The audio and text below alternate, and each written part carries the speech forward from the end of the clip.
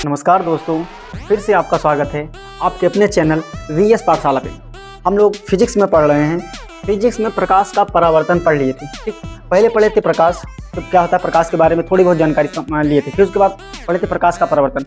आइए हम प्रकाश का परावर्तन को एक बार रिवीजन कर लेते हैं, ठीक ना। प्रकाश का परावर्तन, ठीक। प्रकाश का परावर्तन बताते हैं कि जब कोई प्रकाश किरण किसी चिकने या पालिशदार तल पर आपतित होती है तो उसके सीमा पृष्ठ से टकराकर वापस लौट जाती है। सीमा पृष्ठ से टकराकर लौटने की इसी घटना को क्या बोलते हैं? प्रकाश का परावर्तन बोल देते थे। हमने बताया था ये अभिलंब होता है। अभिलंब कुछ नहीं होता, ये सरफेस को जो आपका तल रहता है, चिकना या पालिशदार तल रहता है, इसी को 90 डिग्री पे बांटने का कौन काम करता है? अभिलंब। ये हो जाती आपतित किरण, ये हो जाती परावर्तित किरण। आपतित किरण एवं अभिलंब के बीच में जो कोण बनता है वो आपतन कोण, इसको आई से लिखते हैं। परावर्तित किरण एवं अभिलंब के बीच में जो कोण बनता है उसे परावर्तन कोण कहते हैं, उसको आर से लिखते हैं, याद रखिए। और स्नेल नहीं, इसमें परावर्तन का प्रकाश का परावर्तन नियम होता है, एक अपवर्तन होता है। अपवर्तन में स्नेल का नियम आता है। तो ये परावर्तन का दो नियम होता है, कौन सा? आपतित किरण, परावर्तित किरण तथा अभिलंब, तीनों एक ही तल में होते हैं। एक ही तल का मतलब होता है, हमने अच्छे समझाया है इसके पहले वाले वीडियो में। दूसरा नियम होता है जो जितना कोण आई रहेगा उतना कोण आर रहेगा, यानी आपतन कोण बराबर परावर्तन कोण होता है। इसको हम लोग देख लिए थे, ठीक ना। अब हम लोग देखते हैं कि प्रकाश किरणों की उत्क्रमणीयता क्या होती है। प्रकाश किरणों की उत्क्रमणीयता, ठीक। क्या? प्रकाश किरणों की उत्क्रमणीयता, ये प्रकाश किरणों की उत्क्रमणीयता क्या होती है, अच्छे समझिएगा। देखिए, हम लोग जानते हैं कि ये कोई चिकना या पालिशदार तल है, ठीक ना। यहाँ से जब कोई प्रकाश इस पर आएगा तो इससे क्या हो जाएगा? ये परावर्तित हो जाएगा। इसका मतलब हो जाएगा ये हो जाएगी आपतित किरण। कौन सी किरण? आपतित किरण हो जाएगी। ये वाली परावर्तित हो रही है, इस दिशा में चली जा रही है, तो कौन सी हो जाएगी? परावर्तित किरण। कैसी किरण हो जाएगी? परावर्तित किरण। अब इसको अच्छे से समझिएगा, प्रकाश किरणों की उत्क्रमणीयता क्या होती है। देखिए, जब कोई प्रकाश किरण किसी चिकने या पालिशदार तल पर आपतित होती है तो टकरा कर दूसरी दिशा में चली जाती है, ठीक। अगर मान लीजिए यहीं पर हम लोग दर्पण लगा दें, क्या लगा दें? दर्पण। तो यहाँ से प्रकाश आई, टकराई, फिर इस पे चली गई, फिर इस दर्पण पर टकराएगी, प्लेन मिरर पर टकराएगी, फिर इसी दिशा में चली जाएगी, फिर उसी जिस दिशा में आई है उसी दिशा में जाने का काम करेगी। तो मेरी बात समझो। अब इसका कहने का मतलब यदि आपतित और परावर्तित किरण को आपतित किरण मान लिया जाए तो जो आपतित किरण है वो किस तरीके से काम करेगी? परावर्तित किरण की तरीके से काम करेगी। मेरी बात समझो मैं क्या कहना चाह रहा हूँ, एक मिनट के लिए पहले ध्यान से देखिए। देखिए, जब कोई प्रकाश किरण यहाँ से डालोगे तो इस पर जाएगी, तो इससे टकरा के इधर चली गई, ठीक। मान लीजिए इस सोर्स को हम हटा देते हैं, अगर यहाँ पर मिरर लगा दिया जाए या प्लेन मिरर लगा दिया तो ये फिर से इस पर टकरा कर फिर इसी दिशा में आएगी, फिर वैसे चली जाएगी। कहने का मतलब जो कोण आर होता है ना, वो कोण आई के क्या होता है? इक्वल। यानी प्रकाश किरणों की उत्क्रमणीयता क्या होता है कि यदि परावर्तित किरण को आपतित किरण मान लिया जाए तो जो आपतित किरण है वो परावर्तित किरणों के तरीके व्यवहार करेगी। यही जो है प्रकाश किरणों की उत्क्रमणीयता कहलाएगा। मेरी बात समझिए, अगर टार्च यहाँ से जला रहे हैं तो ऐसे होकर ऐसे चली जाएगी, ठीक ना। अगर जहां पे गई, अगर वहीं टार्च जलाओगे तो वैसे होकर इस वाले रास्ते से चली जाएगी। यही प्रकाश किरणों की क्या हो जाएगी? उत्क्रमणीयता हो जाएगी, ठीक है ना। आइए हम लोग देखते हैं कि प्रतिबिंब, ठीक, इमेज क्या होता है। देखिए, जब किसी बिंदु से चलने वाली प्रकाश किरणें वास्तव में किसी बिंदु पर मिलती हैं या मिलती हुई प्रतीत होती है तो उस दूसरे बिंदु को पहले बिंदु का प्रतिबिंब कहते हैं। अब आप लोगों को ऊपर से चला गया, अब ये समझिए, मेरी बात समझिए, ठीक। ये कोई व्यक्ति है, ठीक ना। अब ये कोई मिरर है, ये मिरर के सामने खड़ा हो गया, ठीक। और जब ये मिरर के सामने खड़ा हो जाएगा तो इसका इसमें इमेज बनेगा। याद रखिए, इसके प्रत्येक जगह से यहाँ से चलेगा प्रकाश किरण, ये इसका एक बिंदु होगा। याद रखिए, इसका एक बिंदु। आप कच्चे सुनिए, यदि किसी बिंदु से चलने वाली प्रकाश किरणें किसी दूसरे बिंदु पर मिलती है तो ये दूसरे बिंदु पर मिल गई, दूसरे बिंदु पर मिलती हैं या मिलती हुई प्रतीत होती हैं तो इस दूसरे बिंदु को इस पहले बिंदु का क्या बोलते हैं? प्रतिबिंब हो गया, ठीक। क्या हो गया? प्रतिबिंब। मेरी बात फिर से समझिएगा, क्या कहना मैं चाह रहा हूं कि जब किसी बिंदु से प्रकाश किरणें चलती हैं तो किसी बिंदु पर मिलती हैं या मिलती हुई प्रतीत होती हैं तो उस दूसरे बिंदु को, इस दूसरे बिंदु को पहले बिंदु का क्या बोल देते हैं? प्रतिबिंब बोल देते हैं। तो ये हमारी वस्तु हो जाएगी और वो वाला क्या हो जाएगा? प्रतिबिंब हो जाएगा, ठीक। फिर से एक बार अगर समझिए तो समझ जाएंगे आप लोग। जब किसी बिंदु से प्रकाश किरणें चलती हैं और किसी दूसरे बिंदु पर मिलती हैं या मिलती हुई प्रतीत होती हैं तो इस दूसरे बिंदु को, ये पहला बिंदु हो गया, ये दूसरा बिंदु हो गया, ठीक। इस दूसरे बिंदु को पहले बिंदु का क्या बोल देते हैं, प्रतिबिंब बोल देते हैं। अब देखिए प्रतिबिंब जो होता है, प्रतिबिंब दो प्रकार का होता है। प्रतिबिंब इमेज कितना प्रकार का होता है, दो प्रकार का होता है। ठीक, एक वर्चुअल होता है, एक रियल होता है। एक वास्तविक प्रतिबिंब होता है, कैसा प्रतिबिंब, वास्तविक प्रतिबिंब, और दूसरा होता है काल्पनिक या आभासी प्रतिबिंब। कैसा, आभासी प्रतिबिंब या वास्तविक प्रतिबिंब। इसमें देखिए यहां से देखिए एक बिंदु से चलने वाली प्रकाश किरणें वास्तव में किसी दूसरे बिंदु पर मिलती है, यानी सही सही बात में यहाँ पे मिल जाती है। देखिए इसमें पहले समझिए मेरी बात को। इसमें क्या होता है कि यहाँ पे हमने प्रतिबिंब की परिभाषा क्या बताया कि जब किसी एक बिंदु से चलने वाली प्रकाश किरणें किसी दूसरे बिंदु पर मिलती है या मिलती हुई प्रतीत होती है, तो इस दूसरे बिंदु को पहले बिंदु का क्या बोल देते हैं, प्रतिबिंब बोल देते हैं। अब प्रतिबिंब दो प्रकार का होता है, एक वास्तविक होता है, एक आभासी। वास्तविक में समझते हैं कि किसी बिंदु से चलने वाली प्रकाश किरणें वास्तव में किसी बिंदु पर मिलती है, यानी वास्तव यानी पहले बिंदु से चलने वाली प्रकाश किरणें सही बात है कि इस पे मिलती है, कहाँ मिलती है, दूसरे बिंदु पर मिल जाती है, तो उस दूसरे बिंदु को इस पहले बिंदु का वास्तविक प्रतिबिंब कहते थे। क्या बोल देते हैं, वास्तविक प्रतिबिंब कह देते हैं।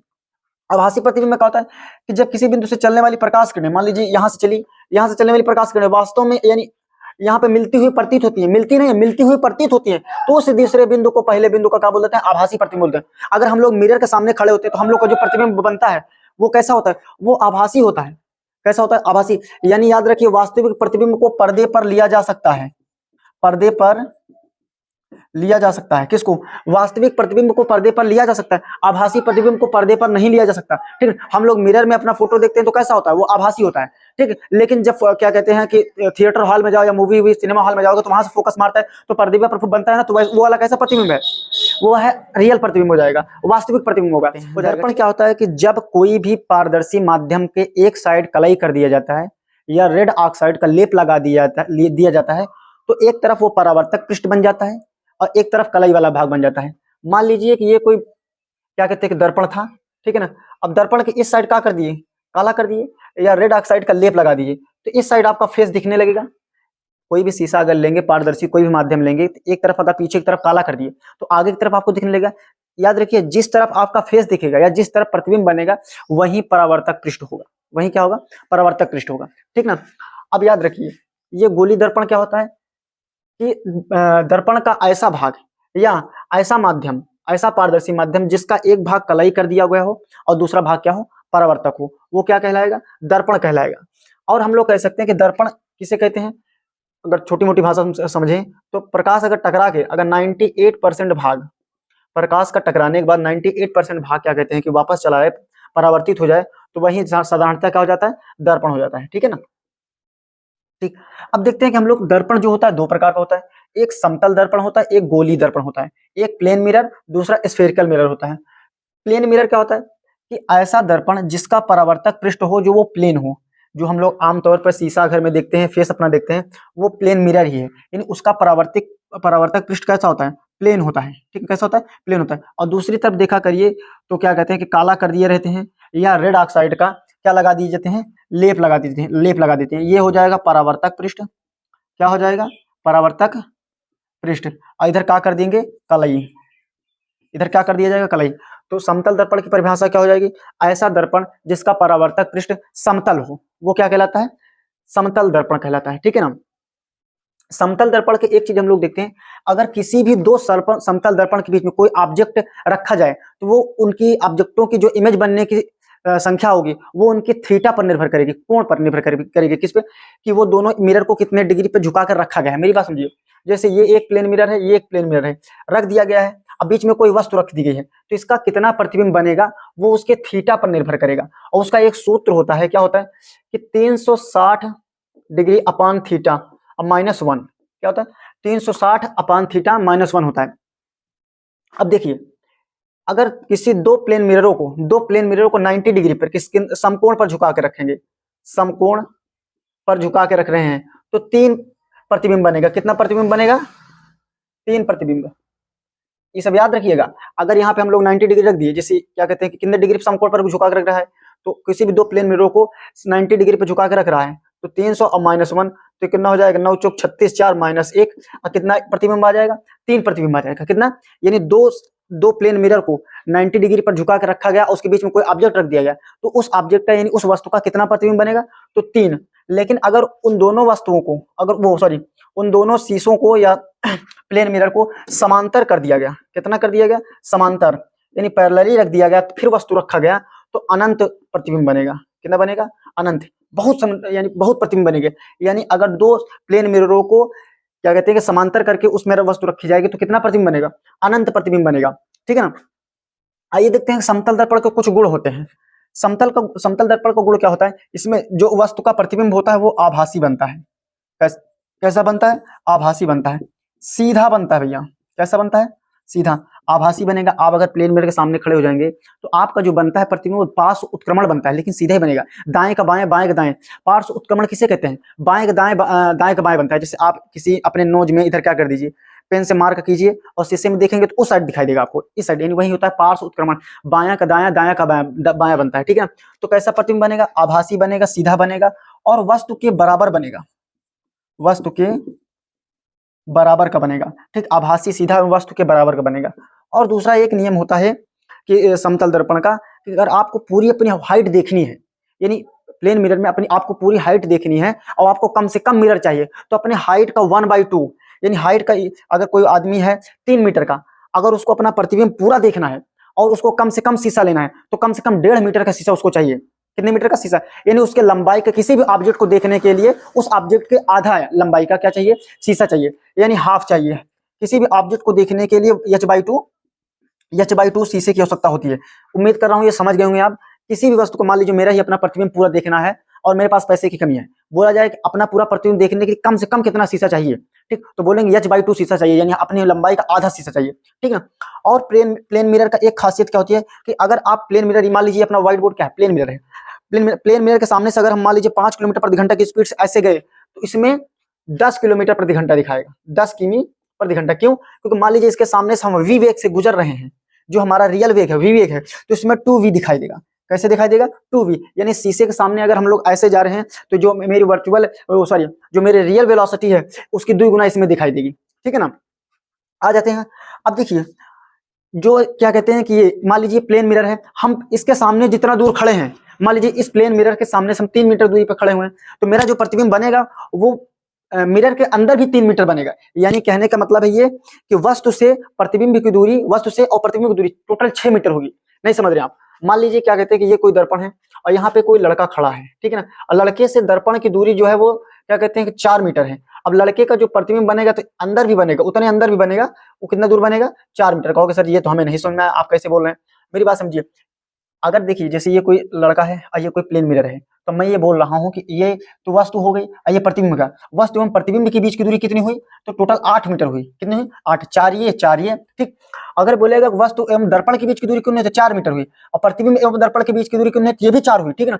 अगर मान लीजिए अगर ये 2 मीटर खसक गया, तो मान लीजिए ये यहाँ पे था तो यहाँ आ गया, तो अब बोलोगे क्या सर जी कि अब यहाँ तो 8 मीटर था, अब 6 मीटर हुआ, नहीं 6 मीटर नहीं, अब ये भी 2 खसक आएगा, ये भी 2 खसक आए, तो ये 2 ओनली अब 4 ही बचे। मेरी बात समझ रहे नहीं समझ रहे, ठीक। यानी कहने का ये मतलब है कि दर्पण के बाहर जितनी दूरी पर वस्तु रखी रहती है, दर्पण के भीतर भी उसका प्रतिबिंब उतनी ही दूर पर बनता है। ठीक है ना। तो ये प्लेन मिरर के बारे में पार्श्व उत्क्रमण तो समझा ही दिए हैं, फिर से बता देते हैं। पार्श्व उत्क्रमण क्या होता है, ठीक ना, हिंदी पे मत जाइएगा, हिंदी में इससे गलत लिखती है। पार्श्व उत्क्रमण क्या होता है कि देखिए जब किसी प्लेन मिरर में आप सामने खड़े होंगे या किसी समतल दर्पण के सामने आप खड़े होंगे, आपका लेफ्ट हैंड राइट में बनेगा, प्रतिबिंब में राइट हैंड लेफ्ट साइड बनेगा, वही होता है पार्श्व उत्क्रमण। मान लीजिए मैं ही ऐसे खड़ा हो गया इसमें, ठीक है, खड़ा होने के बाद मेरा राइट हैंड जो है इस साइड बनेगा और लेफ्ट हैंड इस साइड बनेगा, राइट हैंड इस साइड बनेगा, तो यही होता है दाहिने का बायां, बायां का दहना बनना ही क्या होता है कि पार्श्व उत्क्रमण होता है। ठीक है ना। अब आ जाते हैं कि गोली दर्पण पढ़ लेते हैं, क्या होता है स्फेरिकल मिरर। हमको प्लेन मिरर समझ में आ गया, कहीं पर कोई दिक्कत हो तो कमेंट कीजिएगा, ठीक है।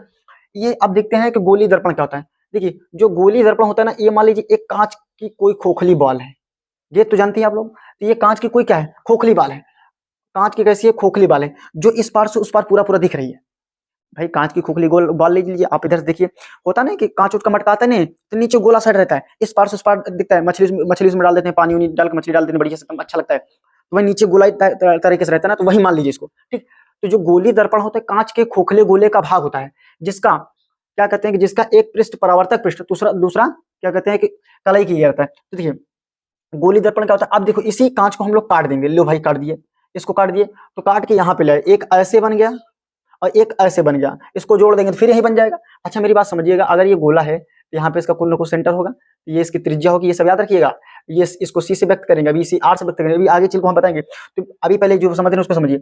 जो गोली दर्पण होता है, कांच के खोखले गोले का क्या कहते हैं, भाग होता है, जिसका एक पृष्ठ परावर्तक पृष्ठ दूसरा पे कलई के गिरते हैं। देखिए अगर देखिए ये जैसे यहाँ पे है, अगर हम लोग इस साइड दबे हुए भाग साइड, दबे हुए भाग में क्या कर दिए, काला कर दिए, ठीक है ना। ये कांची तो है पूरा, क्या है, कांची तो ना। अगर कांच के दबे हुए भाग में काला कर दी तो हमको इस साइड चेहरा दिखने लगेगा ना। इस साइड अगर मान लीजिए क्या कहते हैं कि उभरे हुए भाग पर काला ही कर दिए, उभरे हुए भाग पे क्या कर दिए, काला कर दिए, ठीक, उभरे हुए भाग पर काला कर दिए तो हमको दबे हुए भाग में दिख जाएगा।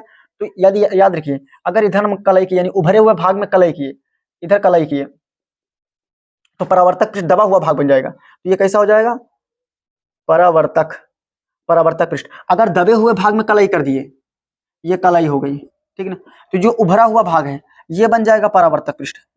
क्या बन जाएगा, ये बन जाएगा परावर्तक पृष्ठ। याद रखिए, ऐसा दर्पण जिसका दबे हुए भाग पर क्या हो, दबे हुए भाग पर परावर्तक पृष्ठ हो, ये देखिए दबे हुए भाग पर क्या हो, परावर्तक पृष्ठ हो, एवं उभरे हुए भाग पर कलई की गई हो, ठीक, तो वो कहलाएगा अवतल दर्पण। ये कौन सा दर्पण है, अवतल दर्पण, ठीक, अवतल दर्पण।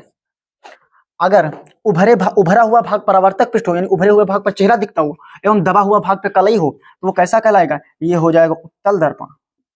कौन सा दर्पण, उत्तल दर्पण, ठीक। अब यहां से शुरू होता है गोलीय दर्पण, ठीक है। इसमें अवतल, उत्तल, फोकस दूरी, क्या कहते हैं, वक्रता, त्रिज्या, मुख्य अक्ष, प्रकाशिक केंद्र, सब चीज बताएंगे इसमें, ठीक है ना। अब हम नेक्स्ट चैप्टर में गोलीय दर्पण ही